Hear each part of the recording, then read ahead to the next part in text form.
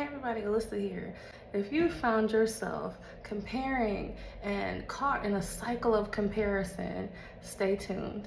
I want to go over a few ways that comparison to other people can affect us, and also what we can do to stop the negative, toxic cycle of comparison in our lives.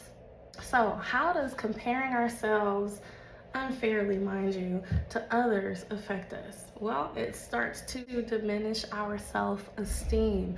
Constantly comparing yourself to other people can lead to feelings of inadequacy and low self-esteem. A lot of people have heard of this phrase before, but it's called imposter syndrome, where you go into a space that you've been accepted into, you've been welcomed into, you qualify for, but you still feel like an imposter in that space. Why? Because we're comparing ourselves to other people who we feel might be more qualified or might be even more welcome or appreciated in that space. So it diminishes your self-esteem and it builds up a feeling that you yourself are inadequate, which is usually not the case. Over time, these feelings start to affect our self-worth. Another way that comparison can be harmful is having unrealistic expectations. Comparison often involves idealizing someone else's life, someone else's outcomes in life, someone else's achievements. And this leads to an unrealistic expectation for ourselves. This creates, or it can create, a perpetual cycle of striving for a goal, striving for an achievement, and not being able to reach it because it was an unrealistic expectation anyway. Then, when we aren't able to meet that goal, we feel disappointed, which again, it impacts our self-worth and our feeling of being adequate. Another way that comparison can be harmful for us is building up jealousy, building up resentment. When we perceive somebody as doing better or having more or having something that we've always wanted, we can start to feel envious, jealous of that person, jealous of the things they have. We can start to resent them for having those things. Even something like a strong family structure, you can find yourself feeling envious of someone with a strong family structure because you're idealizing their lives. And having these negative emotions, it like poisons relationships. You know, say you have a close friend and you are finding yourself envious of some things that they have, that starts to affect your relationship with that friend. What does the Bible say about this? In James chapter 3, verse 16, "For where you have envy and selfish ambition, there you find disorder and every evil practice." It also hinders our personal growth. All right, so number 4, why is comparison harmful? It can lead to a loss of authenticity. You know, as individuals, if we're constantly comparing, looking at others' lives and saying, oh, this is the way it should be, this is the way it should go, we are at risk of losing our authentic selves and conforming to societal norms. Also, we're at risk of emulating other people rather than staying true to our own values and our own aspirations. What does the Bible say about this?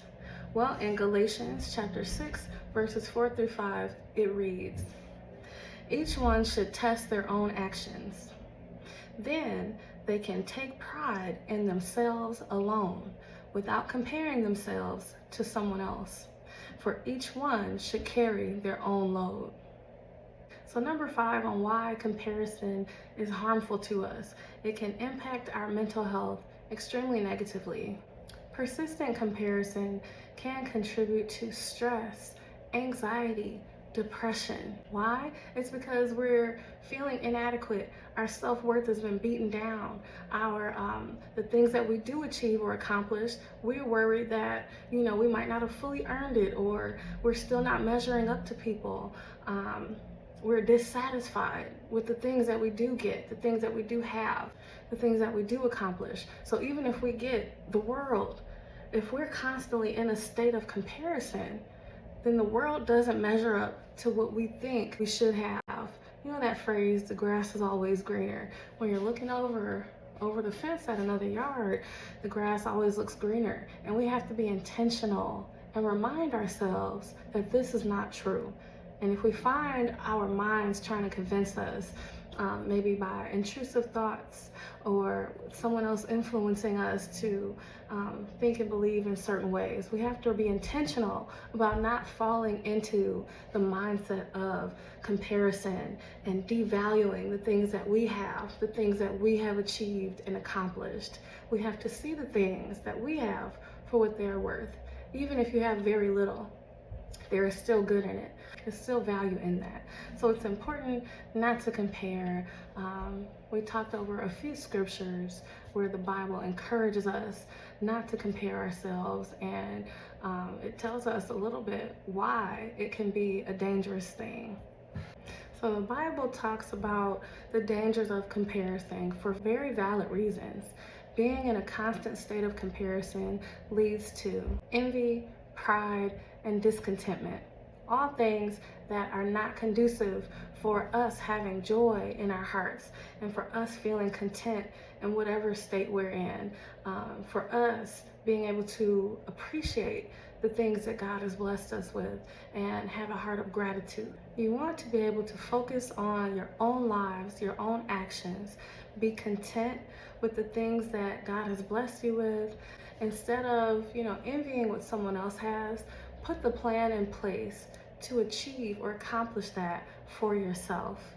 There also is a level of trusting God's plan for our lives.